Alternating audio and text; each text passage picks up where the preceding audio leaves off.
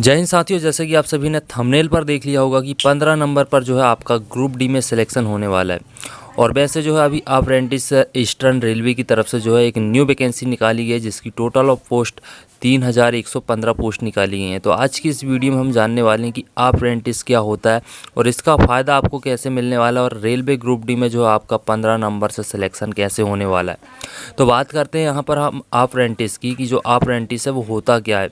तो अप्रेंटिस, जिसको हम जो है प्रशिक्षु भी बोलते हैं, जो कि एक विशेष हुनर को कम से कम वेतन पर सीखने को तैयार हो जाए, ऐसे प्रशिक्षार्थी होते हैं जो जिन्हें कि अप्रेंटिस कहा जाता है। अब बात करते हैं कि जो अप्रेंटिस है, जैसे कि आप सभी को पता होगा और मैंने ऑलरेडी जो है वीडियो अपलोड कर दिया है अप्रेंटिस का जो है कितनी वैकेंसी निकाली गई है, इसकी जो भी डिटेल्स थी वो सारा मैंने वीडियो अपलोड कर दिया है। तो अगर आपने वो वीडियो नहीं देखा तो आप वो उस वीडियो को जाकर देख सकते हैं। तो चलिए देखते हैं अप्रेंटिस का जो सिलेक्शन प्रोसेस है वो किस तरीके से होने वाला है, कैसे आपका जो है ग्रुप डी में या फिर रेलवे में अदर जो भी जॉब आती हैं तो उन पर जो है आपका 15 नंबर से कैसे सिलेक्शन होगा अगर आप अप्रेंटिस कंप्लीट कर लेते हैं। और जैसा कि आप सभी को पता है कि अप्रेंटिस की जो है अभी वैकेंसी निकाली गई है, टोटल 3115 वैकेंसी निकाली गई हैं। तो शुरू से लेकर आखिरी तक जो है आपका 15 नंबर से कैसे सिलेक्शन होगा वो सारा प्रोसेस समझने के लिए आपको लास्ट तक वीडियो को कंप्लीट वॉच करना पड़ेगा। तो सबसे पहले यहाँ पर बात करते हैं अप्रेंटिस के बारे में कि अप्रेंटिस आखिर आप बनेंगे कैसे, आपको जो है अप्रेंटिस में जाना कैसे। तो अभी वैकेंसी निकाली गई है 3115। तो सबसे पहले जो है इसके लिए आपको ऑनलाइन अप्लाई करना है। ऑनलाइन अप्लाई कर सकते हैं आप अपने मोबाइल फ़ोन से या फिर किसी ऑनलाइन शॉप से भी जाकर जो है आप अप्रेंटिस के लिए जो है अप्लाई कर सकते हैं। इसके लिए जो शर्त यह है कि आपकी जो क्वालिफ़िकेशन है 10th प्लस ITI होना ज़रूरी है। NCVT और SCVT किसी से भी जो है आप अप्लाई कर सकते हैं। अब बात करते हैं आप जिस भी जो आप फॉर्म अप्लाई करने के बाद जो आपका सिलेक्शन प्रोसेस होने वाला है वो किस तरीके से होगा। आपको यहाँ पर जो है कोई एग्ज़ाम नहीं होगा, कोई आपका फिजिकल टेस्ट नहीं होने वाला, कोई आपका मेडिकल टेस्ट नहीं होने वाला, सीधी आपकी जो है डायरेक्ट भर्ती ले ली जाएगी अप्रेंटिस के लिए। तो अप्रेंटिस का जो सिलेक्शन प्रोसेस है वो आपका मेरिट बेसिस पर होगा। आपके 10th प्लस ITI के परसेंट पर जो है आपको यहाँ पर सेलेक्ट किया जाएगा। उसी के आधार पर जिसका जितना ज़्यादा परसेंट होगा उसे सेलेक्ट किया जाएगा अप्रेंटिस के लिए। रेलवे की तरफ से रेलवे में आपको जॉब मिलेगी। रेलवे में जो है आपको अप्रेंटिस की जॉब मिलने वाली है। क्या जॉब मिलने वाली है, क्या आपको काम करना पड़ेगा, क्या आपको वहाँ पर शिक्षा दी जाएगी, क्या ट्रेनिंग दी जाएगी, उसके बारे में बात करते हैं। अब जैसे कि मान लीजिए आपका सिलेक्शन हो जाता है, अगर आपके अच्छे परसेंट हैं तो आप अप्रेंटिस के लिए जो है सेलेक्ट हो जाते हैं। अब सेलेक्ट होने के बाद आपने जिस भी ट्रेड से अप्लाई किया था उसी ट्रेड पर जो है आपको वहाँ पर शिक्षित किया जाएगा 1 साल के लिए।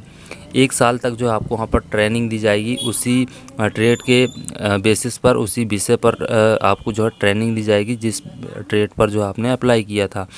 तो आपको वहाँ पर एक विशेष कार्य के लिए जो है यहाँ पर तैयार किया जाएगा 1 साल तक।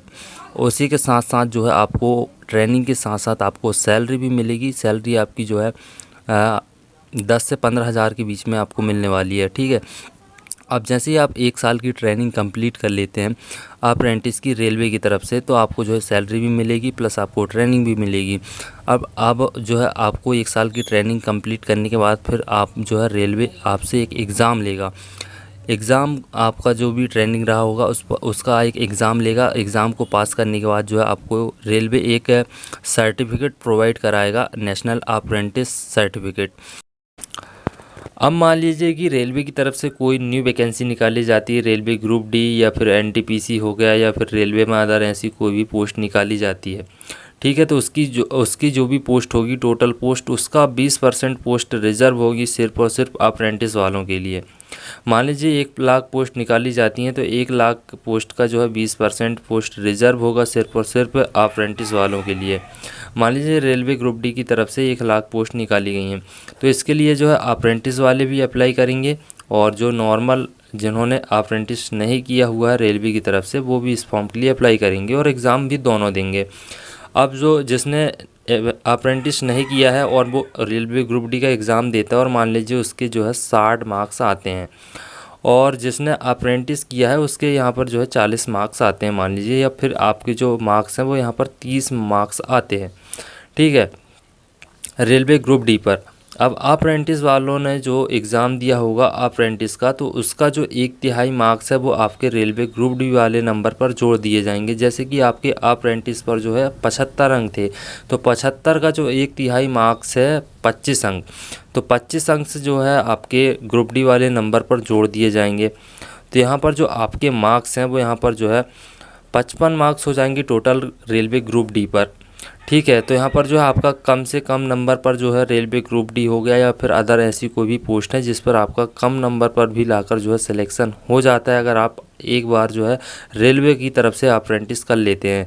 तो यहाँ पर जो 55 तो बहुत ही ज़्यादा मार्क्स हो गया। यहाँ पर जो है पिछली बार जो कट ऑफ गया था अप्रेंटिस वालों का रेलवे ग्रुप डी पर, वो जनरल कैटेगरी का यहाँ पर 45% से जो है रेलवे ग्रुप अप्रेंटिस वालों का, जनरल कैटेगरी वालों का सिलेक्शन हुआ था 45 नंबर से। वहीं पर ओबीसी वालों का बात करें तो यहाँ पर जो 43 से जो है सिलेक्शन हुआ था, एसटी वालों का 40-38 से सिलेक्शन हुआ था। तो यहाँ पर जो है अगर आप एक बार अप्रेंटिस कर लेते हैं तो फिर आपका जो रेलवे में जॉब है वो बहुत ही कम से कम नंबर पर हो जाता है। अगर आप फिर रेलवे के किसी भी एग्ज़ाम को देते हैं और उसमें आपको जो है मान लीजिए 15 से 20 अंक आते हैं, 25 अंक आते हैं, तो भी आपका यहाँ पर सिलेक्शन पक्का है। यहाँ पर जो है आपके रेलवे ग्रुप डी या एनटीपीसी या फिर ऐसी कोई भी पोस्ट निकलती है जिसके लिए आपको एग्ज़ाम देते हैं और इसमें आपके 20 से 25 मार्क्स भी आते हैं, तो आपके जो आपने जो रेलवे से अप्रेंटिस किया हुआ है उसके नंबर जो है आपको यहाँ पर बहुत ही काम आते हैं। उसका 1/3 नंबर जो है आपको यहाँ पर जोड़ दिए जाते हैं। तो 1/3 नंबर यहाँ पर जैसे कि 25 जोड़ दिया मैंने, तो यहाँ पर जो है यहाँ पर आपके 45 मार्क्स हो जाते हैं। तो ये बहुत अच्छी बात है, आपका यहाँ पर जो है 45 नंबर से सिलेक्शन हो जाता है। यहाँ पर आपका जो कंपटीशन है अप्रेंटिस पर वो भी कम है। अभी जो रेलवे की तरफ से पिछली वैकेंसी निकाली गई है उसमें 1,03,000 कुछ पोस्ट निकाली गई हैं, जिसमें 20,000 कुछ पोस्ट जो है रिज़र्व है किसके लिए, अप्रेंटिस वालों के लिए। पर अप्रेंटिस के जो फॉर्म हैं 18,000 कुछ फॉर्म डले हैं, तो यहाँ पर जो है 2,500 कुछ पोस्ट जो है अभी भी खाली हैं। तो आप सोच सकते हैं कि जो है कंपटीशन बहुत ही कम है, जितने पोस्ट थी उतने फॉर्म ही नहीं डले हैं अप्रेंटिस वालों के। तो आप सोच सकते हैं कि इसका कितना कट ऑफ जाएगा। तो आप समझ सकते हैं यहाँ पर जो 30 से 35 नंबर पर जो है आपका सिलेक्शन हो जाएगा अप्रेंटिस वालों का। तो अप्रेंटिस करने का ये फ़ायदा है। तो अप्रेंटिस का अगर आपने अभी तक फॉर्म नहीं भरा है तो आप जाकर अप्रेंटिस का फॉर्म अप्लाई कर सकते हैं। और इसका जो फुल डिटेल्स में जानना चाहते हैं कि अप्रेंटिस में क्या एज लिमिट है, क्या सिलेक्शन प्रोसेस है, क्या मांगा गया है, 8वीं क्लास से भी जो है आप जो है अप्रेंटिस के लिए अप्लाई कर सकते हैं। तो आप उस वीडियो को जाकर देख सकते हैं और इस वीडियो से आपको पूरा क्लियर हो गया होगा कि अप्रेंटिस करने का क्या फ़ायदा है और कैसे आप जो 15 से 20 नंबर पर सिलेक्शन ले सकते हैं। तो अगर आपने अभी तक चैनल को सब्सक्राइब नहीं किया तो आप चैनल को ज़रूर सब्सक्राइब करें।